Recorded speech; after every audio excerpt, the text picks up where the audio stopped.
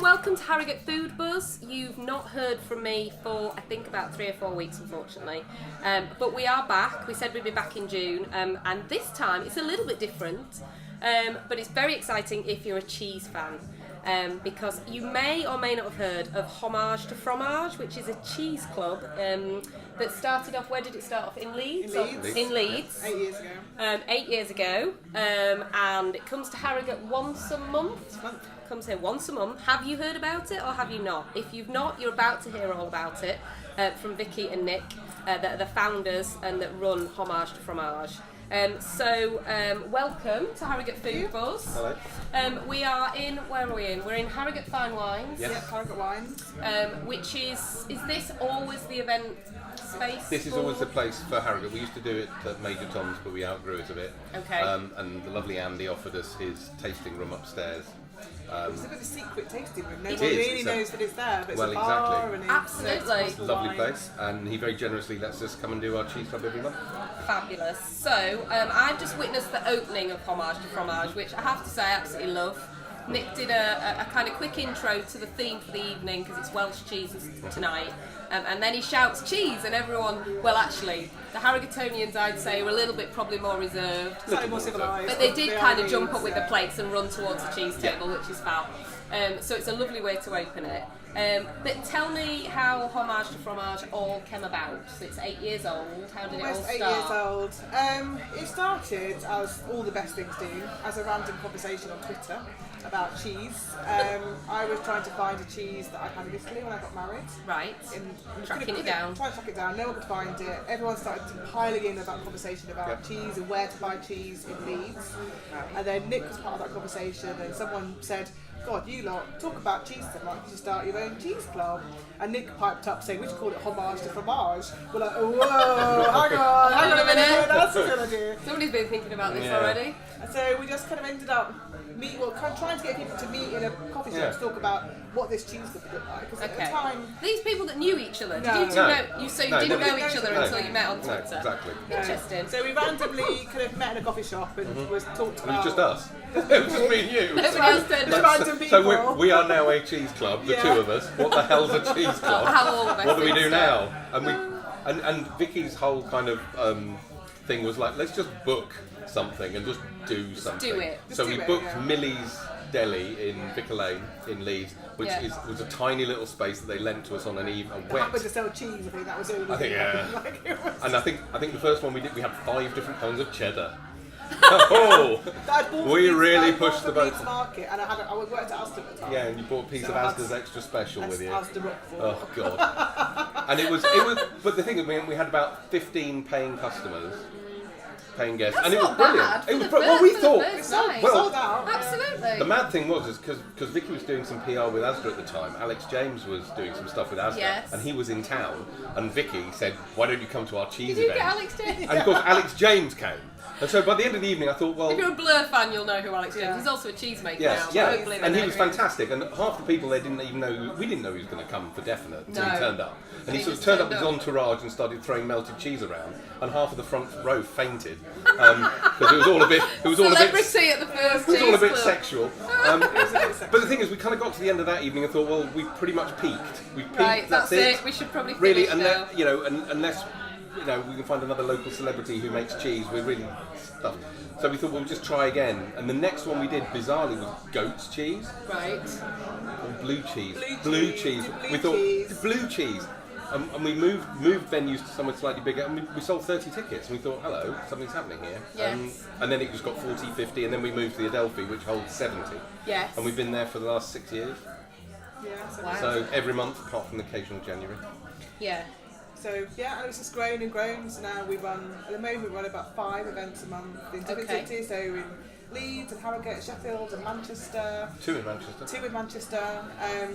Lucky And people in yeah, Manchester. hundreds of people. We do different cheese pop-ups, do corporate events. So we kind of turned what was a passion of ours, really. Yeah. We both love cheese, wanted something that was kind of fun, and we just loved Yeah. doing it, into something that's now kind of business, kind of a bit more meaningful, something that people love. And Yeah. the feedback we get is always brilliant. People just love what we do, and no one's really copied us, which we thought they would. Yeah. Yeah. It's not that complicated, I guess, to do a cheese No. club, but the way that we do it and the way that we've always run them, I think. Cause Yeah. Yeah. I think it feels, I mean, it feels quite informal, which is always nice, because I think, do the people that come to Cheese Club, do you think they obviously have a passion for cheese, who doesn't, but what do you think their knowledge of cheese is? Do you think they come because they want to learn more, they just want to eat the cheese, or is it more of the social kind of gathering? I think it's a bit of everything. The people love, one of the things that we do is and again this happened by accident the first time we did it, because we forgot to bring anything to write with when we did the first one, so we just called them 1 to 5. And we told people about. Oh yeah, what the it was. number, don't they? Yeah. So and people went, "That's absolutely brilliant. You didn't tell us what the cheese was until afterwards." And we went, "Yeah, that's definitely what we thought of." A blind complete, taste testing. it was a complete fluke. But the thing about it is, we find that because we do that, people do genuinely talk about the cheese, and because there's, people sit with people they don't meet, they don't know Yes. at the same table, and then you walk past people and they're suddenly talking about their holidays because they went on holiday and they had some other cheese and they think this might be like that cheese. So they're And it's sharing. great, and people talk about cheese, well, food done in the right way brings people together, and cheese is particularly good for that. Absolutely. Because it's no pretensions to cheese. No. So it's the simplest food, but also one of the most interesting. Yeah. So it's got that kind of, it's easy. There's no cooking involved, it's a piece of cheese, a bit of bread, crackers, a bit of chutney. It's the simplest of meals, and people can just relax and enjoy themselves and chat and talk about anything really, mostly cheese. Mostly cheese. Turns out. And so how do you decide the theme? In 1 month, is the theme the same for everyone that's running in Manchester Leeds, or do you change them up? There's always the same theme across all of our events Right. every month. So for the month of March, they're all, let's say, They're all the Irish, same. whatever. Yeah. But right, okay. So we basically, how we agree them, we have certain months that are always the same. So July is always French. Right. January or February is always Alpine. Yes. And then we do a kind of a birthday celebration in October, so we always do kind of like our favourite cheeses. December's always very big Christmas unusual. cheese board. Christmas Yes. cheese, and then good new cheese, and but we can decide the rest of them just basically over drinking the pub Right. over Christmas. So we Yeah. randomly kind of put in what we want to do and then decide. And that's kind of how we decide it. But Yeah. we try to kind of mix it up. We do for different countries. So it's what's Welsh tonight. We do raw milk unpasteurised cheese. Next month, Irish. artisan cheese. Yeah. Next month, do Irish cheese, Dutch Scandinavian cheese, all kinds of basically different types of cheese that we can We do. try and choose a theme within which there'll be some variety. So we don't do just blue cheese anymore, because No. 8 different blue cheeses would be a bit hectic. So what we'll tend to do is we'll do regions, or we'll do types. We've done Yorkshire versus Lancashire, which was really good fun. Yes. Obviously French you could do every night of the week and not run out. Yeah. But Spanish and Italian sometimes a bit more difficult to get a real variety. Yeah. But we're always working to try and get it so that there's different kinds of cheese, made from different kinds of milk. Yeah. So you get a variety in that one theme. We always have 8 cheeses Yes. every time, every Yep. night. There's always a mixture of 8 cheeses. Yeah. So Okay. it's never been less than that. And so the format is, you opened it and gave an intro tonight, shouted cheese, Yeah. everybody runs, eats Yeah. the cheese, Yeah. and as you said, they're all numbered, but there's no names on anything. That's right. And then once they've all enjoyed it, you will go back Yeah, up once after they've this sort and of go eaten and... themselves to a standstill, Yes, people are sort of full of starting cheese to look a little and bit a little bit of wine. cross-eyed. Yes. Then we just stand up and go through what cheeses. And you talk through each of the cheeses and Yeah, tell I mean, them. we We've don't. got stories around Yeah. cheese. One of the things we both love about cheese is that there's usually a story behind the cheese. Yes. It doesn't matter whether it's because of the way it was transported, or where it's from, or the kind of milk it's made from. There's always a little story. There's a reason why it's like that, because all cheese starts off as milk, Yeah. a little bit of salt, and some something to split it in the curtain way, and a bit of bacteria of some sort or another culture. Yes. And then it ends up with this huge variety of different shapes and sizes and aromas and whatever. And there's always a reason, there's always a little story. Sometimes it's kind of a cynical marketing story, and sometimes it's an absolutely it's a brilliant lovely- real story about a Yes. real cheese that is actually, really heartfelt and about real people, making a fantastic product. Yeah. So We don't tell people how they should eat cheese. So we always go say that there are lots of good cheese and wine nights. So there's nothing wrong with a nice cheese and wine night where you're going to go and get a little bit of cheese. And you have it with some wine and you go do tasting notes. And that's a lovely thing, but it's not what we do. We say that's kind of opera, whereas we're kind of more rock and roll. So we kind of want you to experience it and enjoy it. Yes. And we're not going to tell you how to eat it or when to eat it or what to drink with it. Or to drink with it. Just enjoy it for what it is and learn about it, hear the story about it, and have a great night with your friends, whatever you want to drink. So, and I think that works quite well because people feel that we're not trying to dictate to them or tell them kind of a bit snobbery about food sometimes. And that's kind of not what we don't want that, because we want just you want it to be accessible and for people to feel comfortable. Just to enjoy it. And I think sometimes you come to Cheese Club and you might like most of the cheeses, you might not like some of them. Actually, that's just fine as well. You don't have to like everything, but have an opinion. Try it and have an opinion, and then. I think we try and let people enjoy cheese like they'd enjoy it at home. Yes. Because if I was at home and I had a nice piece of cheese in the fridge, and it was lunchtime and I had a bit of crusty bread, I'd just get that out, some tomatoes, a bit of cheese, and a glass of Wonka or a glass of or at lunchtime.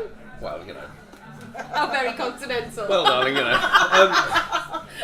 it's not that. Depends on your mood. It's not that difficult. It's not complicated. It shouldn't feel difficult. No. I think loads of people come along and sort of say, "I love coming to these events because I just feel like I can just enjoy the food. I don't feel like I'm failing at understanding the food." No. Because that people have said to us before many times. That's what they like. So relaxed. Almost completely relaxed at times.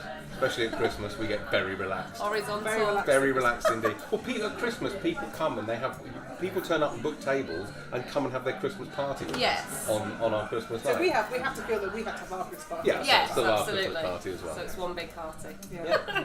Fabulous. And so plans for the future, because I've already seen a snippet of. I actually think you made it onto the Lad Bible. So if you're a social media kind of person, you might know what the Lad Bible is. But I was like, peaked again. The Cheese Club is on the Lad Bible. I know. So you are about to try and Absolutely expand south of the Watford Gap. Well, just everywhere, really, aren't we? Yes, we've got a sort of we know that people have said to us, why aren't you doing this in these places? And the answer is because the way we've got it set up at the moment, because we do it, we can only really deliver it, within a certain radius. And the practicalities of delivering something like a cheese club further afield just become prohibitive. So we're looking at ways so that we can, spread the cheese love nationally. Yeah, so we've got big plans to take it out further, and we've always done Homage2Fromage for kind of fun for our. We always say we're enthusiasts, not experts, and actually we've kind of realised that there's a kind of a need. We get loads of questions all the time when you come to our city.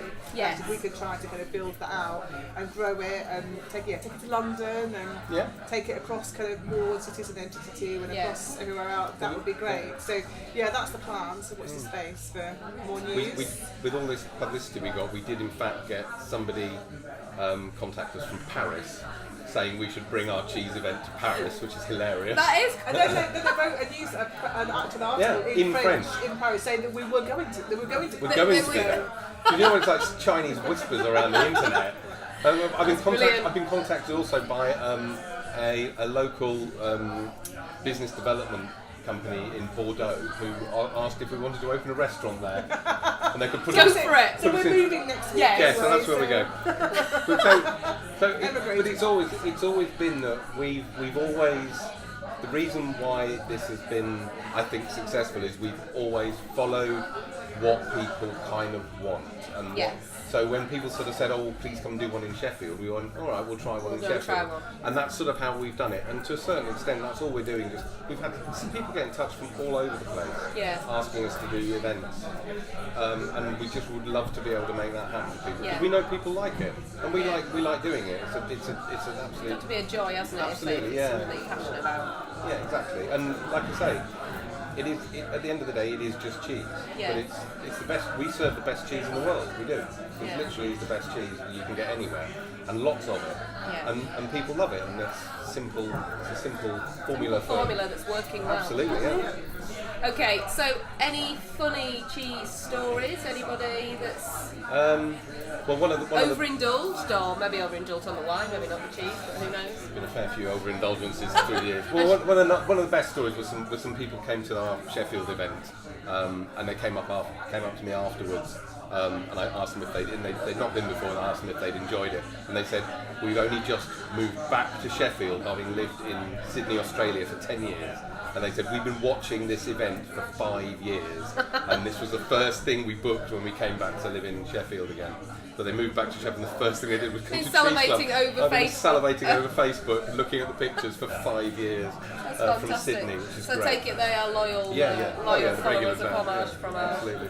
Fabulous. So if people want to come along to the next Harrogate one, what's the date for the next? 27th of June. 27th of June. Yeah. Okay. And it's here. It's here. It's always going to be here. Unpasteurised. Unpasteurised. Artisan cheese. Yes, artisan cheese, farmhouse cheese. Really kind of interesting. Unpasteurised cheese is more interesting than pasteurised in a way because it's a bit unpredictable. Yes. And much more sort of seasonal.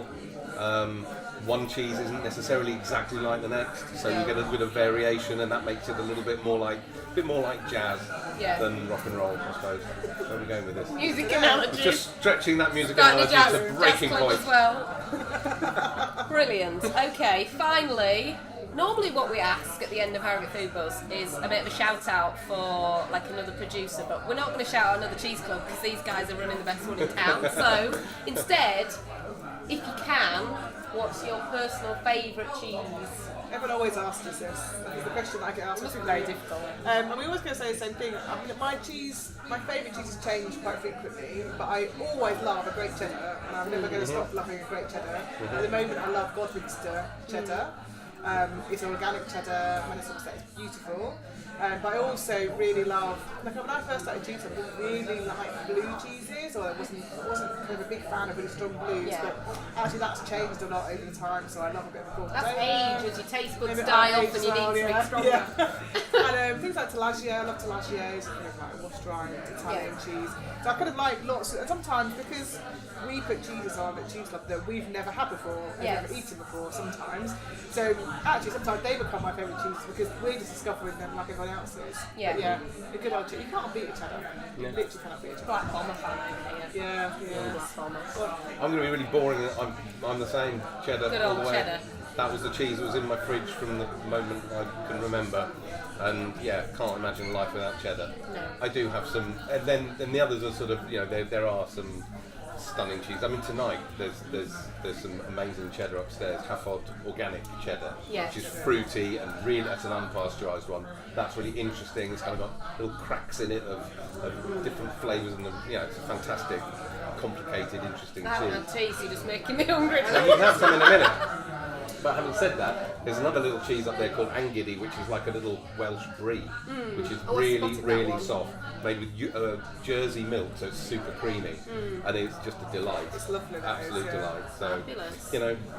I have my little sort of current favourites, but but I they always change go as back you to get cheddar. Well, that's okay. That's okay. What's your favourite cheese? I'm quite a blue cheese fan. I've just been introduced to, is it the Duke of Wellington blue? And Pecos blue, which I quite like. Spanish cheese, yeah. I did Quite try. strong, Pecos. Yes, there's one that I did try recently, which wasn't for me. Burt's Blue, which I was like, oh no, I've gone too far now. I'll pull it back a little bit. Can be a bit I spicy. Just put honey, if it's too blue, just put a little bit of honey on it. It takes the kind of blue away and just makes it a lot more.